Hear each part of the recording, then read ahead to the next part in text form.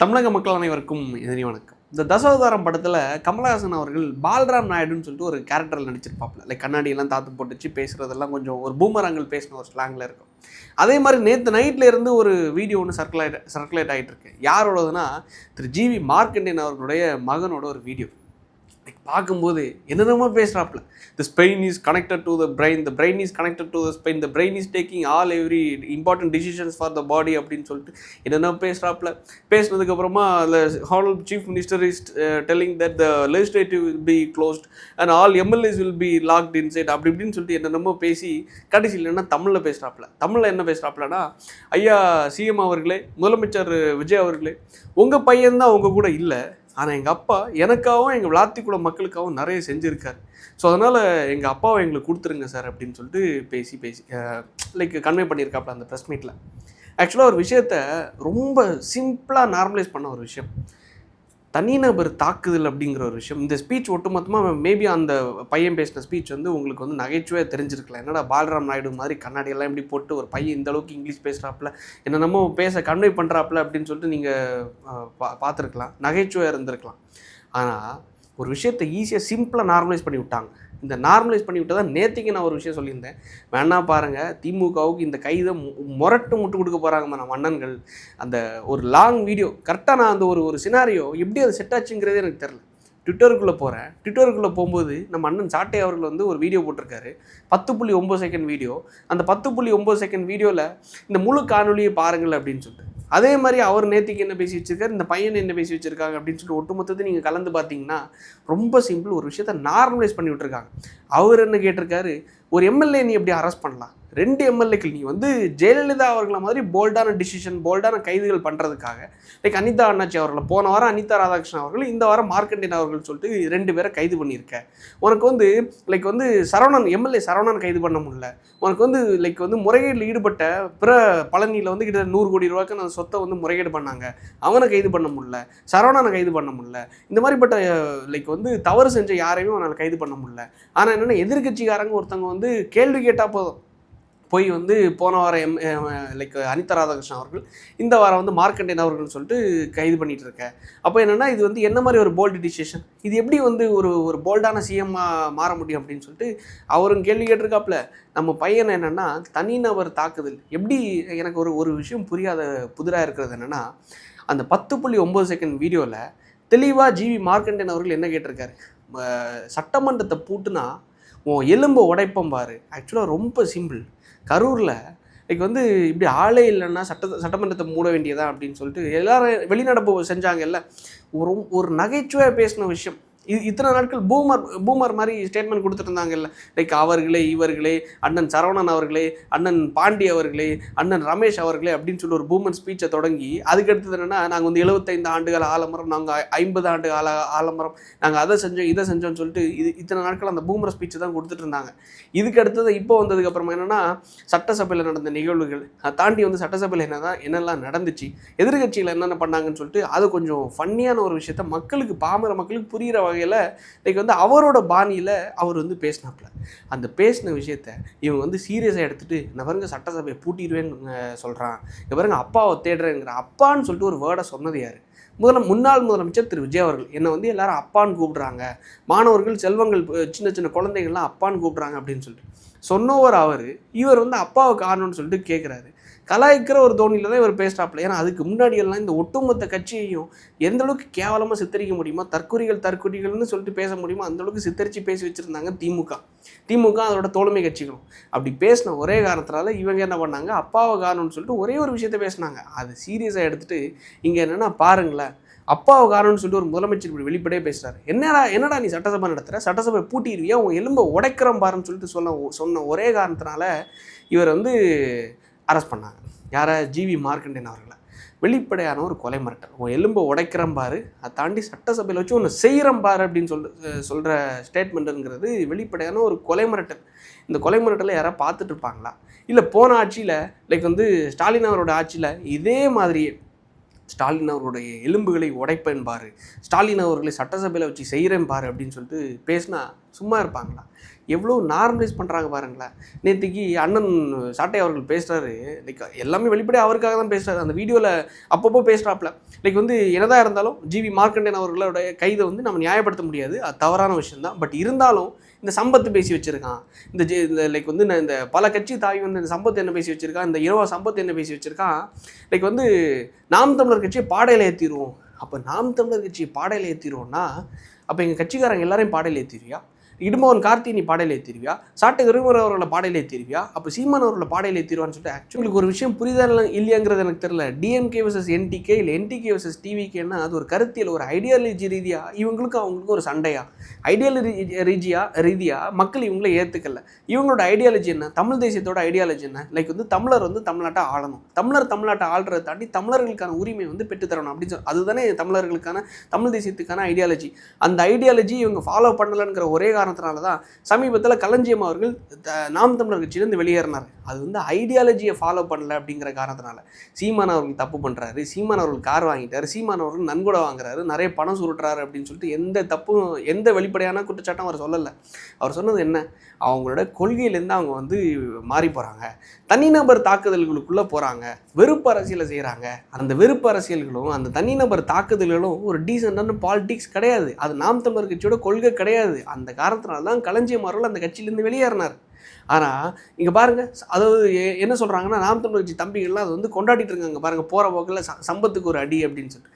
சம்பத் அவர்கள் சொன்னது நாம் தமிழர் கட்சியோட தோல்வி, நாம் தமிழர் கட்சியோட கொள்கையை வந்து இந்த மாதிரி லைக் வந்து மாறிடுச்சு, கொள்கை மாறினால கோட்பாடு மாறினால மக்கள் அவங்கள புறந்தள்ளிட்டாங்க, அதனால் அந்த கட்சியை வந்து பாடையில் ஏற்றுற சுச்சுவேஷனில் வந்துருச்சு அப்படின்னு சொல்லிட்டு அந்த பாணியில் பேசினார். அந்த பாணியில் பேசினதை சீமான் அவர்களை அப்போ ஏற்றிருவியா? அப்போது சாட்டை அவர்களை நீ ஏற்றிருவியா? அப்போ இடுமான் கார்த்தி அவர்களை ஏற்றிருவியான்னு சொல்லிட்டு எப்படி இன்டைரக்டாக கோர்த்து திமுகவுக்கு முட்டு கொடுக்குறாங்கன்னு பாருங்களேன். இது எப்படி இன்டைரக்டாக கோர்த்து அப்போ திமுக போன வாரம் அனிதா ராதாகிருஷ்ணன் அவர்கள், இந்த வாரம் மார்க்கண்டேயன் அவர்களை அரெஸ்ட் பண்ணி விஜய் அவர்கள் போல்டு சிஎம், ஜெயலலிதா அவர்களை மாதிரி போல்டு சிஎம்னு சொல்லிட்டு ஒரு விஷயத்தை காட்ட நினைக்கிறாரு. போல்டு சிஎம்னா நீ என்ன பண்ணியிருக்கணும்? சரவணன் அரெஸ்ட் பண்ணியிருக்கணும், அவனை அரெஸ்ட் பண்ணியிருக்கணும், இவனை அரெஸ்ட் பண்ணுன்னு சொல்லிட்டு அரெஸ்ட் பண்ண யாரையுமே இவங்க கண்ணுக்கு சத்தியமாக தெரியவே தெரியாது. நல்லது பண்ணாதான் இவங்க கண்ணுக்கு தெரியவே தெரியாது, அதெல்லாம் பாராட்டவே மாட்டாங்க. திருவிடை நம்பி, ஜெகன், சிவகுமார்னு சொல்லிட்டு நாகர்கோயிலில் லாக்அப் டெத்தில் ஈடுபட்ட 3 போலீஸ் ஆஃபீஸருடைய கதையை வந்து நேற்றுக்கு தான் உண்மையிலே எனக்கு ஒரு சம்மந்தப்பட்ட அதிகாரிகள்கிட்ட பேசுகிறதுக்கான ஒரு வாய்ப்பு கிடச்சிச்சு. உண்மையில் அவங்க பாராட்டின ஒரு விஷயம் என்னென்னா, வரலாற்றிலேயே தமிழ்நாட்டில் ஒரு லாக்அப் டெத்தை இந்தளவுக்கு வெளிப்படையாக விசாரித்து வெளிப்படையாக உடனடி நடவடிக்கை எடுத்தது இந்த ஆட்சியில் தான். காரணம் என்ன தெரியுமா?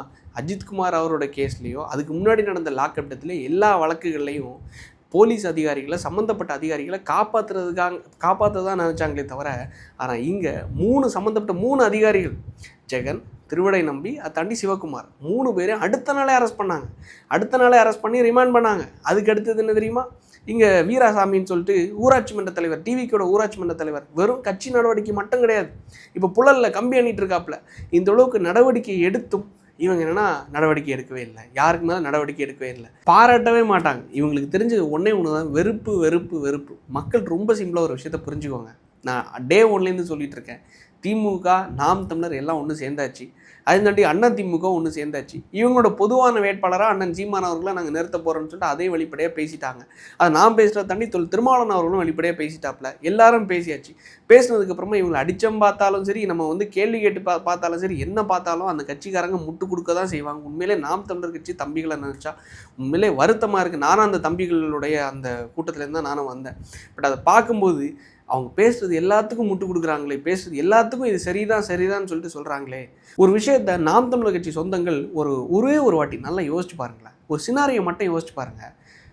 விஜய் அவர்கள் ஒரு உணர்ச்சியை தூண்டுறாராம். அந்த உணர்ச்சியை தூண்டினால தான் ஜிவி மார்க்கண்டேயன் அவர்கள் இந்த அளவுக்கு பேசுனதுக்கான வெளிப்படையாக கொலை மிரட்டல் விடுற அளவுக்கு தள்ளப்பட்டாராம். அந்த உணர்ச்சி என்ன தெரியுமா? நீ வந்து நாமக்கல்ல போய் விவசாயிகளோட கடன்கள்லாம் தள்ளுபடி பண்ணுறேன்னு சொல்கிறேன். தள்ளுபடி பண்ணுறேன்னு சொல்லிட்டு இங்கே வந்து என்ன பண்ணுற?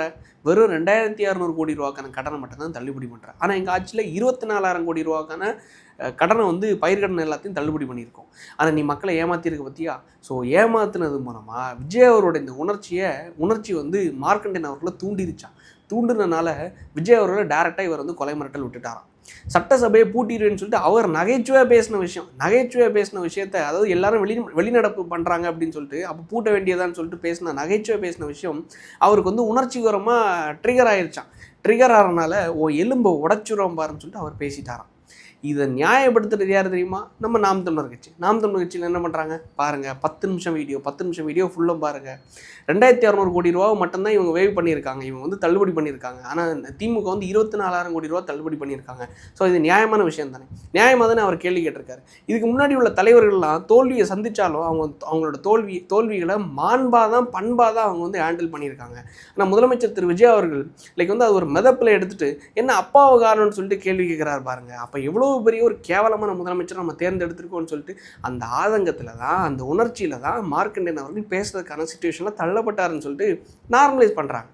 ஒரு விஷயத்தை திருப்பி யோசிச்சு பாருங்கள். இந்த சினாரியோவை எதுக்காக நாம் தமிழர் கட்சி சப்போர்ட் பண்ணணும்? எதுக்காக நாம் தமிழர் கட்சி ஜிவி மார்க்கண்டேயன் அவரோட கைதை எதுக்காக சப்போர்ட் பண்ணோம்? என்ன தெரியுமா அவங்க பேசுகிறாங்க? போன வாரம் அனிதா ராதாகிருஷ்ணன் அவர்கள், இந்த வாரம் ஜிவி மார்க்கண்டேயன் அவர்கள். எல்லா வாரமும் எம்எல்ஏக்களை வந்து கைது பண்ணி போல்டு சிஎம் சொல்லிட்டு விஜய் அவர்கள் காணிக்கணும், தன்னை நிரூபிக்கணும்னு சொல்லிட்டு நினைக்கிறாருன்னு சொல்லிட்டு ஒரு விஷயத்த யாருக்கெல்லாம் இது தெரியுங்கிறது தெரியல. ஆனால் தமிழ்நாட்டு மக்கள் எல்லாருக்குமே தெரியும். 10 லட்சம் கோடிக்கு மேலே நம்ம தமிழ்நாடு கடனில் இருக்குது.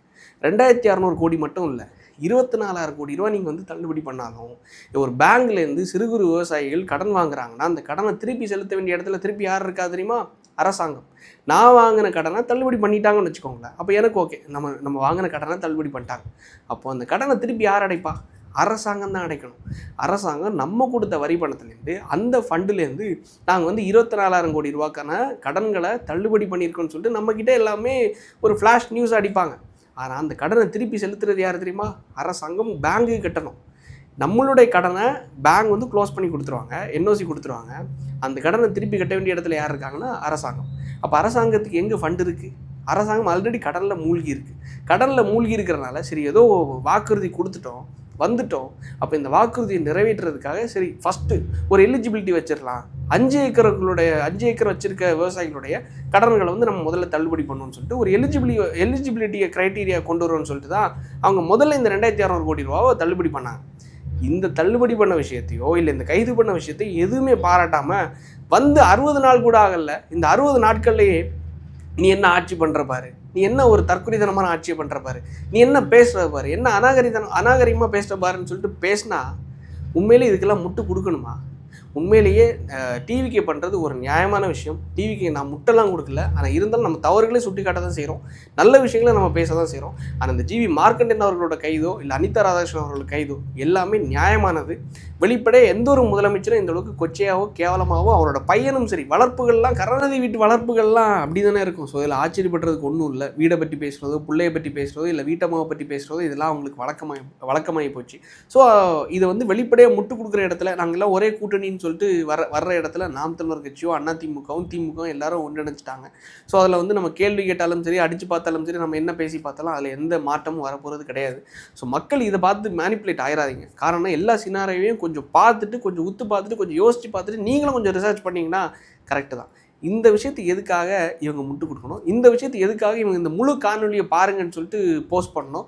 எதுக்காக இந்த அளவுக்கு எம்எல்ஏவை அரெஸ்ட் பண்ணுறீங்க அப்படின்னு சொல்லிட்டு கேள்வி கேட்கணும்? கொலை மிரட்டல் விட்டவங்களுக்காக எல்லாம் கேள்வி கேட்கணும் அப்படின்னு சொல்லிட்டு நீங்களே யோசிச்சா அதுக்கான விடை என்னங்கிறது மக்கள் உங்களுக்கே தெரிய வரும் என்று நம்பி விடைபெறுகிறேன். நாளைக்கு அடுத்த வீடியோவில் சந்திப்போம். நன்றி, வணக்கம்.